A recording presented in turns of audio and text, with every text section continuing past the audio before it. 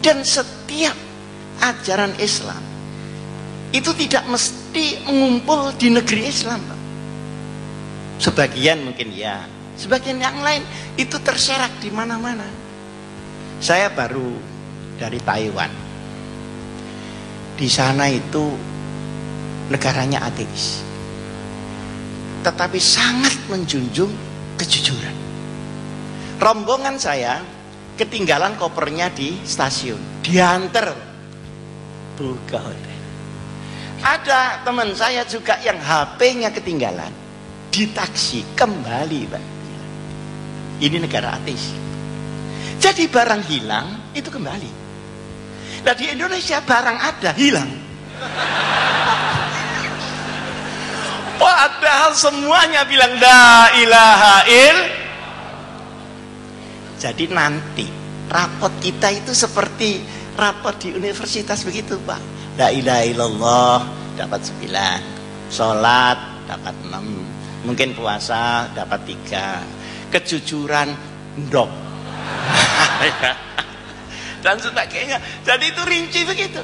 Nah, setiap item berada dimanapun dia akan menumbuhkan kerahmatan di tempat itu, sekalipun tempat itu bukan daerah umat Muhammad Rasulullah. Kita kalau ke Eropa itu tepat waktu.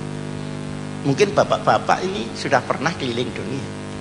Alhamdulillah saya keliling dunia sudah kemput, Bu. Seluruh negara sudah saya kunjungi kecuali yang belum. Kecuali kan boleh bilang begitu.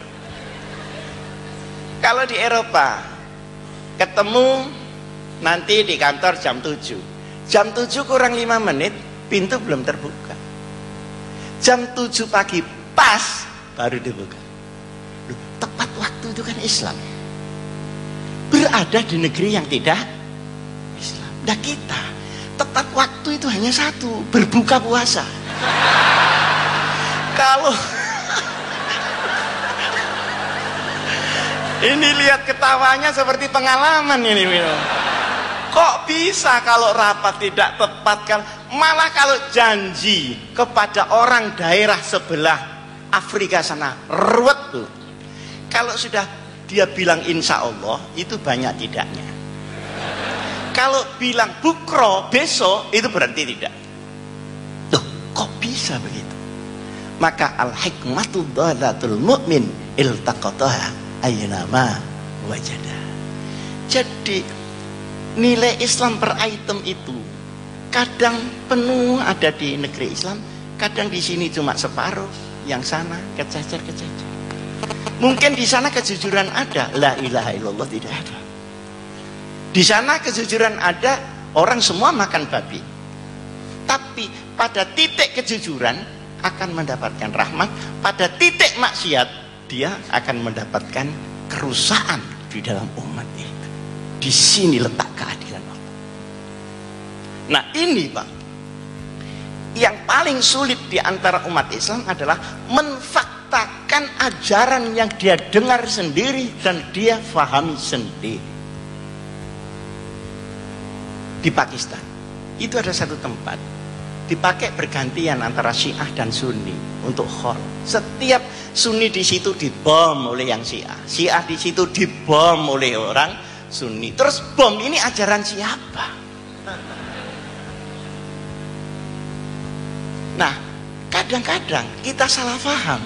Yang dimaksud udkhulu fis-silmi kafah ini banyak disederhanakan. Seakan-akan yang namanya kafah itu kalau negerinya disetempel Islam. Enggak. Kafah itu ketika orang Islam menjalankan ajaran Islam secara kafah. Contoh, di Indonesia ini ada undang-undang zakat. Iya apa enggak? Zakat. Kan itu sangat Islami. Tapi apakah dengan begitu orang lalu kaya-kaya semua? Enggak, Bu. Tergantung proses ekonomi. Begitu ada undang-undang zakat diumumkan, diundangkan, saya mengumpulkan orang untuk seminar zakat di Jakarta. Ternyata yang datang itu mustahik semua. ndak ada muzakinya. Jadi yang datang itu semua penerima zakat, tidak ada pemberi zakat. Akhirnya tukar menukar proposal sama melaratnya. Saya bercanda ini untuk apa? Untuk supaya kita bisa jelas melihatnya betapa Islam itu rahmatan lil alamin, dan betapa Islam akan menjadi ummah yang paling unggul ketika dia dilakukan, bukan dislogankan. Sehingga sekarang kita pergi ke Korea, diantar oleh pejabat staf-staf Deplu ke sana kemari, itu dikasih tip, itu enggak mau betul. Jangan Pak, saya sudah digaji oleh negara, salah saya menerima, saya paksa Bu, ya saya cuma kopiah sama sarung aja saya kasihkan itu. Enggak mau betul. Kalau Bapak memaksa saya, berarti Bapak mencelakakan saya sampai saya malu Pak. Loh, itu kok di Korea Pak, jadi Surabaya kok enggak begitu. Iki nek gak ngenei medit rencane wong iku. Pahit. Iki boyo gak doyan iki. Saking pahite wis diuntal dilepeh maneh wong iku. Jadi ini bagaimana? Bagaimana ini? Ini satu contoh di sana dan contoh di sini. Untuk kita melihat bagaimana Idul Fitri sebagai kemanusiaan, bukan hanya keislaman, Idul Fitri.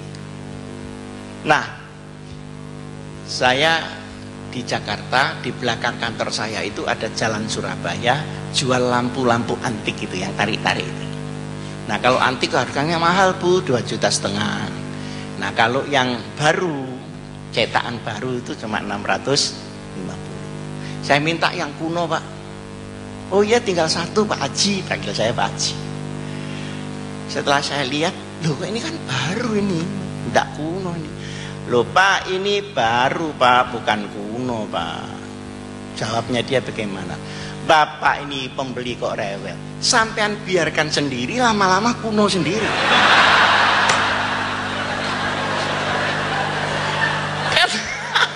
Ini bagaimana negeri kita ini, bagaimana dengan ajaran yang selalu digembar-gemborkan itu, bagaimana?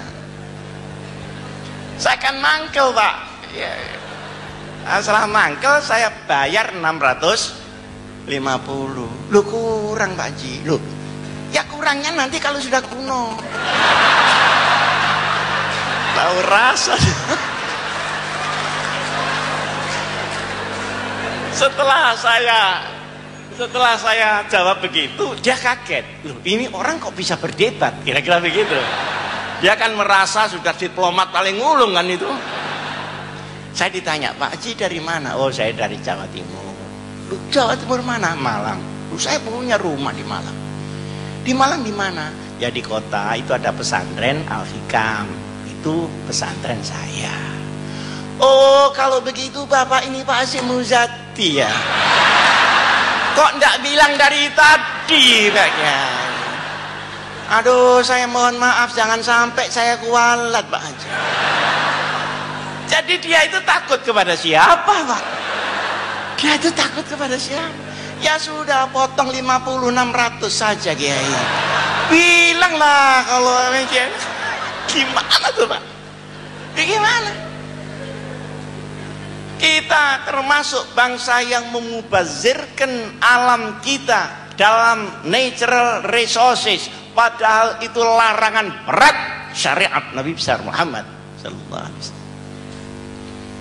Setiap kamu diberi tempat, di situ sudah dikasih rezeki. Jangan ditukar-tukar, itu untuk kamu. Kalau lebih kasih orang. Nah kita enggak, kasih orang.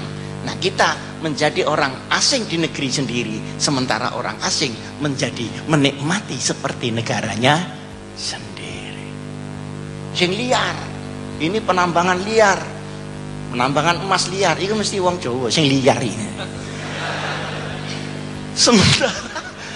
Sementara yang tidak liar ya yang kontrak itu, padahal negara juga tidak dapat apa-apa kecuali komisioner aja.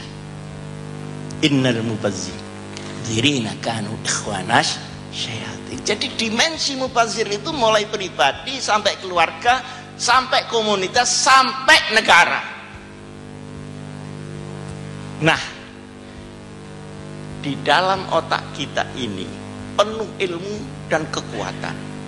Tapi kalau tidak diluruskan dengan hidayah, maka ilmu bisa menjadi mubazir dan ilmu bisa menjadi berbahaya. Tetapi kalau ilmu bersama-sama dengan hidayah Allah, maka ilmu akan menjadi manfaat. Man izdada ilmu